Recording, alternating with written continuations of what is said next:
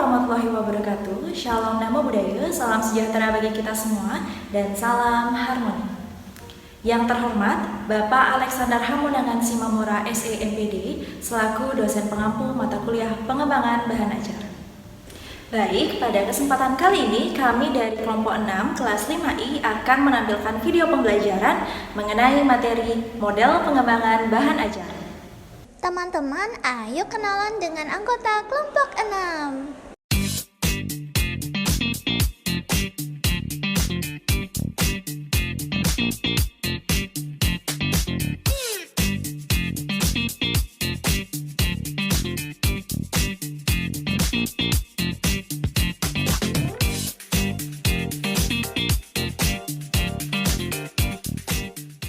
Teman-teman, pertama kita akan belajar langkah umum pengembangan bahan ajar. Jangan lupa disimak. Jadi, ada 5 langkah dalam pengembangan bahan ajar, di mana hal ini dilakukan untuk menghindari kesalahan dalam pengembangan bahan ajar. Langkah yang pertama yaitu melakukan analisis kebutuhan bahan ajar. Langkah yang kedua yaitu pemilihan sumber belajar. Langkah ketiga menyusun peta bahan ajar. Langkah yang keempat membuat struktur bahan ajar. Dan langkah yang terakhir yaitu menerapkan teknik penyusunan bahan ajar. Mari kita bahas satu persatu.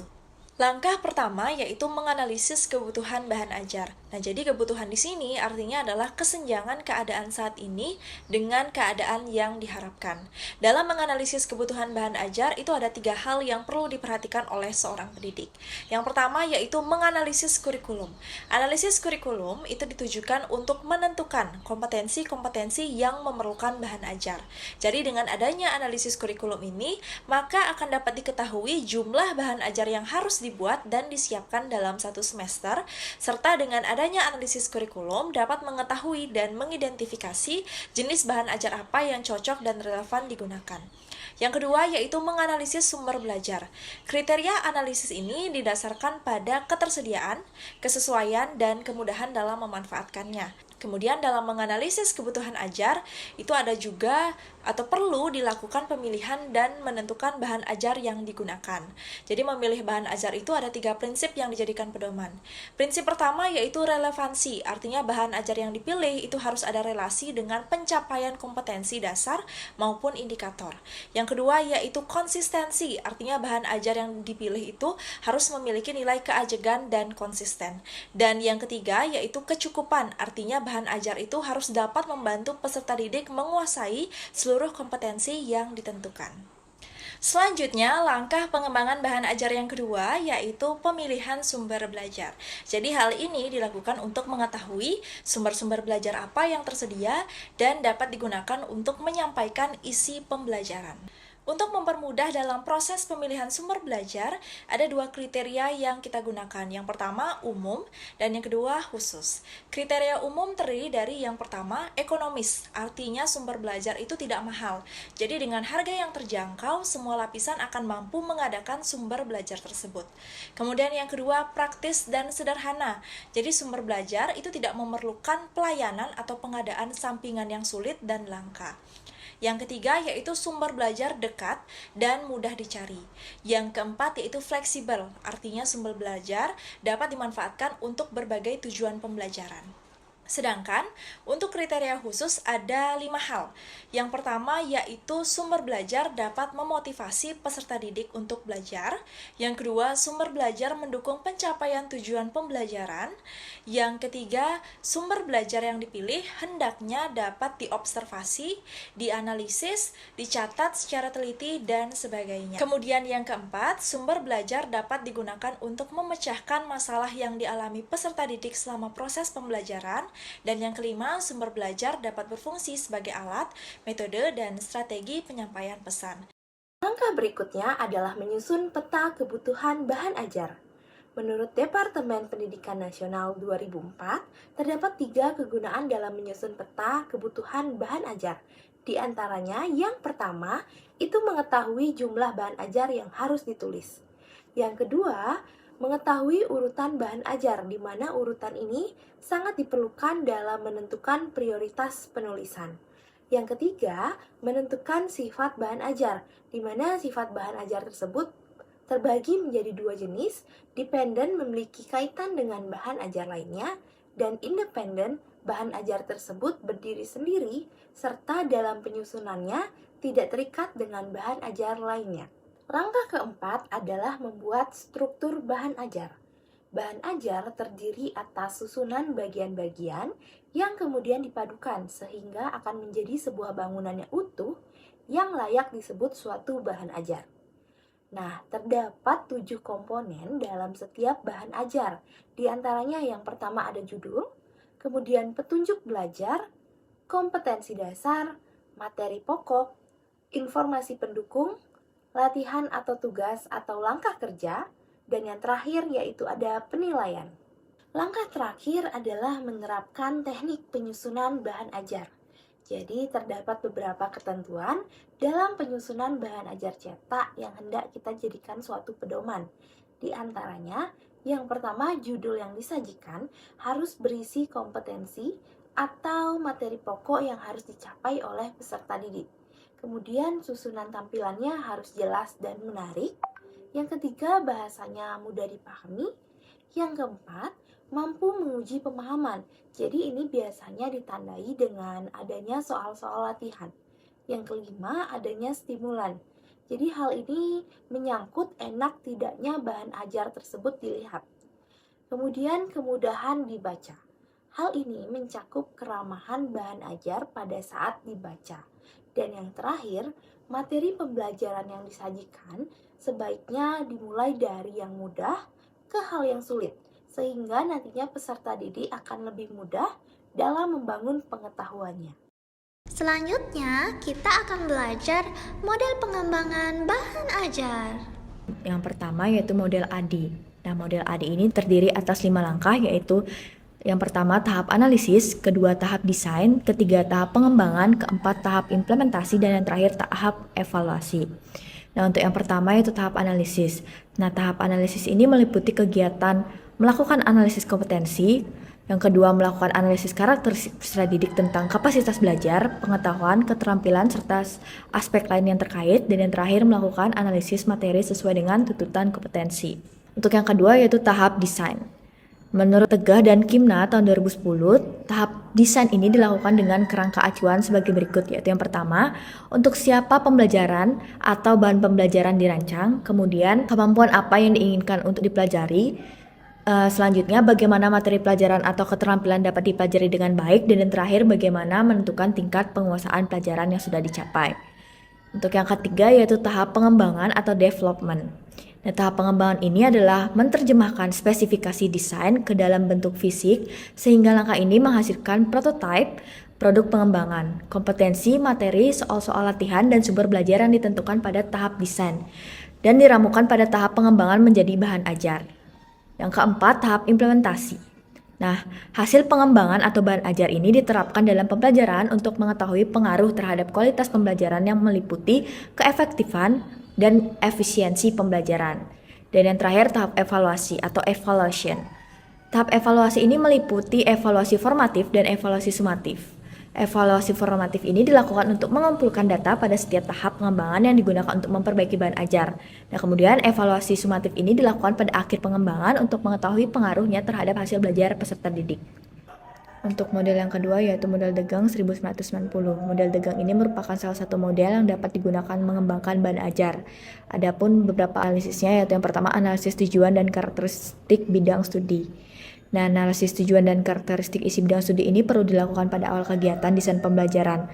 Nah, langkah ini dilakukan untuk mengetahui tujuan pembelajaran apa yang diharapkan, lebih khusus lagi untuk mengetahui tujuan orientatif pembelajaran, apakah konseptual, prosedural, ataukah teoretik. Yang kedua, analisis sumber belajar. Analisis sumber belajar ini dilakukan segera setelah langkah analisis tujuan dan karakteristik isi bidang studi. Langkah ini dimaksudkan untuk mengetahui sumber-sumber belajar apa yang tersedia dan dapat digunakan untuk menyampaikan isi pembelajaran. Nah, hasil dari kegiatan ini akan berupa daftar sumber belajar yang tersedia yang dapat mendukung pengembangan isi bahan ajar. Kemudian yang ketiga, analisis karakteristik si belajar. Menganalisis karakteristik si belajar ini dimaksudkan untuk mengetahui ciri-ciri perseorangan si belajar.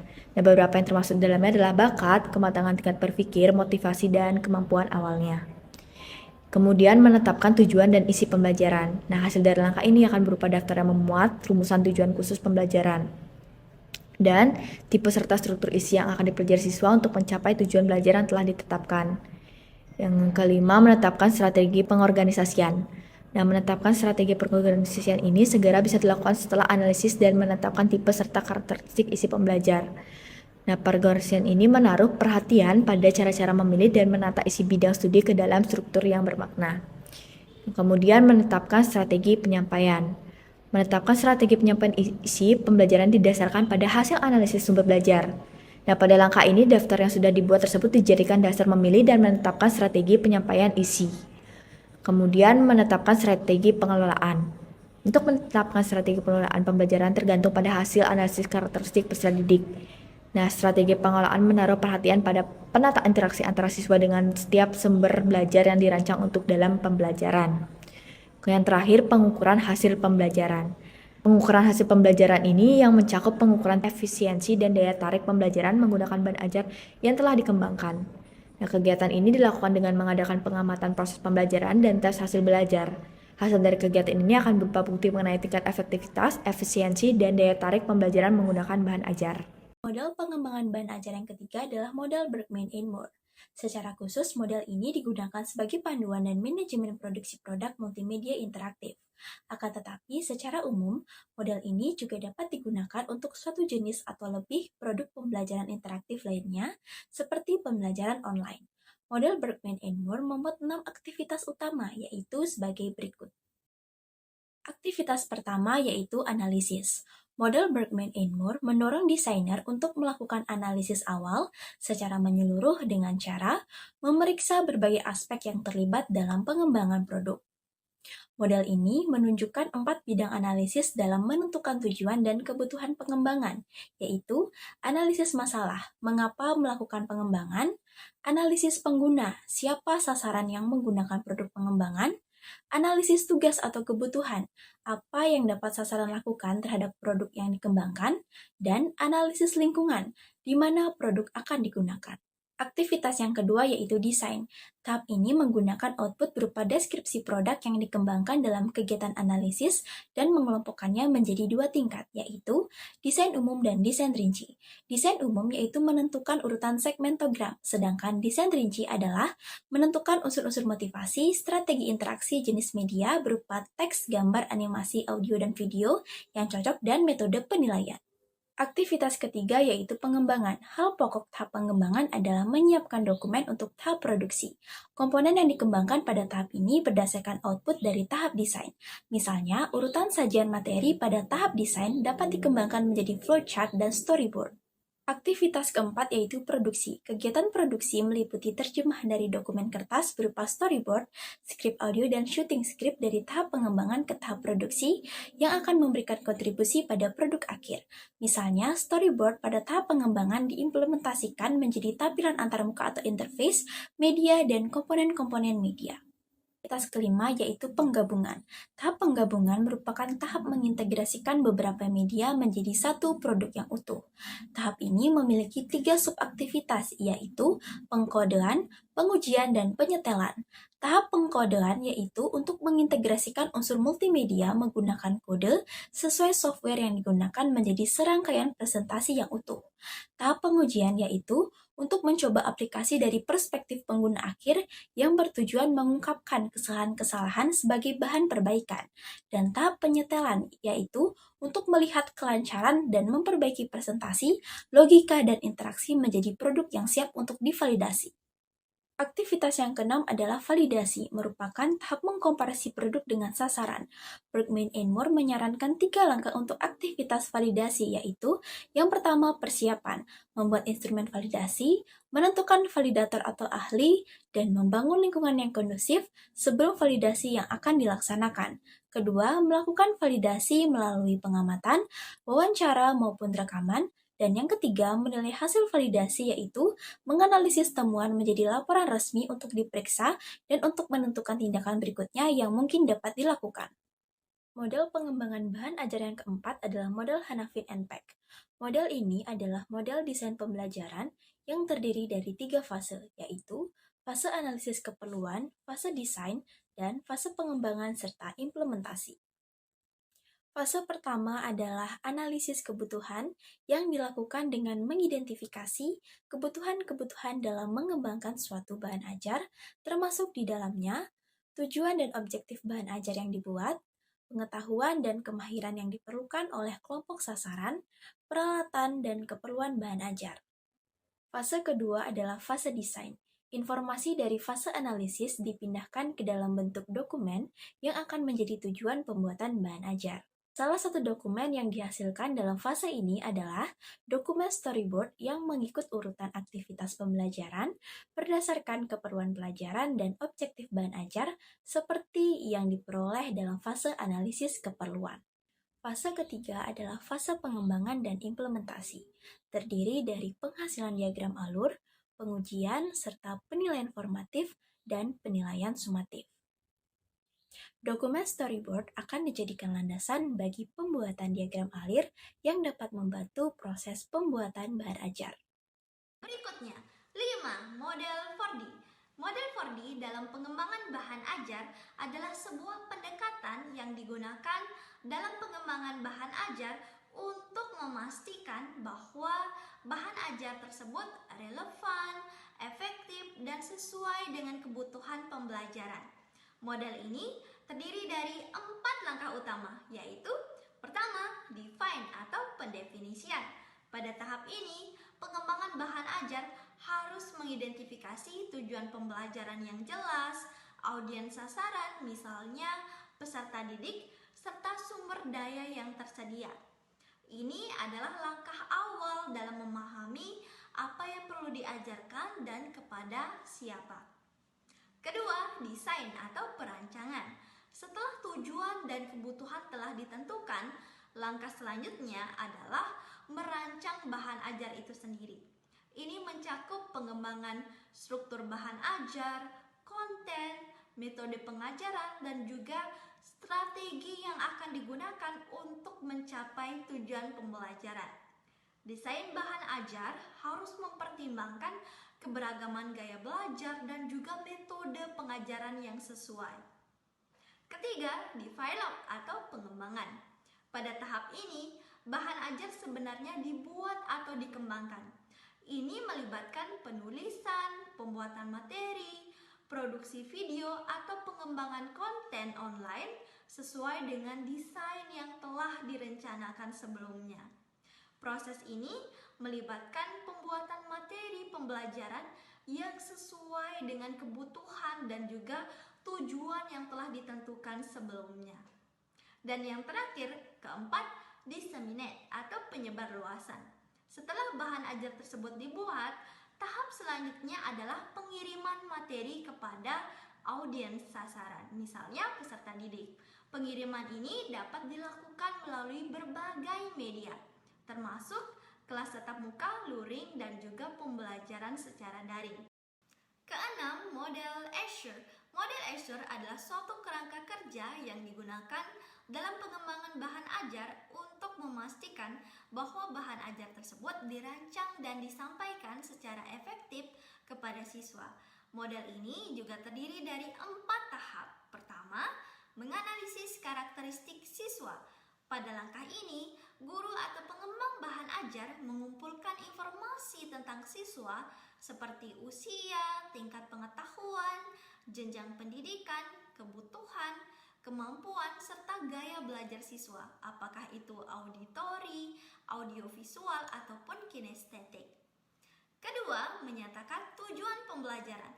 Di langkah ini, tujuan pembelajaran harus jelas dan juga spesifik ditetapkan sesuai dengan kurikulum yang berlaku. Tujuan ini harus menggambarkan apa yang siswa dapat capai setelah mengikuti pembelajaran. Jika tujuan pembelajaran aspek kognitifnya menganalisis, maka bahan ajar yang dikembangkan juga dibuat berkaitan dengan aspek menganalisis. Ketiga, memilih metode, media, dan juga bahan ajar. Pemilihan metode pengajaran, media, dan juga materi pembelajaran yang sesuai untuk mengajarkan suatu materi sangatlah penting agar tujuan pembelajaran dapat tercapai. Keempat, uji coba metode, media, dan juga bahan ajar. Setelah memilih metode, media, dan juga bahan ajar, perlu diuji cobakan kepada peserta didik agar dapat diketahui apakah metode, media, dan bahan ajar yang telah dibuat efektif digunakan. Apabila tidak, maka dapat dilakukan evaluasi oleh guru. Itulah tadi langkah umum dan model pengembangan bahan ajar. Apabila teman-teman ingin bertanya, jangan malu ya. Malu bertanya, sesat di jalan.